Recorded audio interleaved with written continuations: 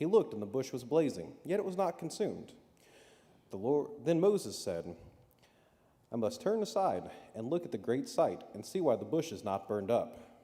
When the Lord saw that he had turned aside to see, God called to him out of the bush.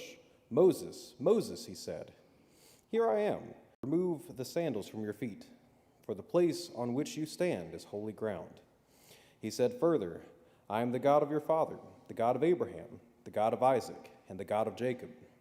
And Moses hid his face, for he was afraid to look at God.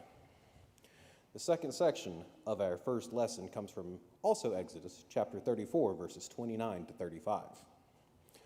Moses came down from Mount Sinai. As he came down from the mountain with the 2 tablets of the covenant in his hand, Moses did not know that the skin of his face shone because he had been talking with God. When Aaron and all the Israelites saw Moses, the skin of his face was shining, and they were afraid to come near him. But Moses called to them, and Aaron and all the leaders of the congregation returned to him, and Moses spoke with them. Afterward all the Israelites came near, and he gave them in commandment all that the Lord had spoken with him on Mount Sinai.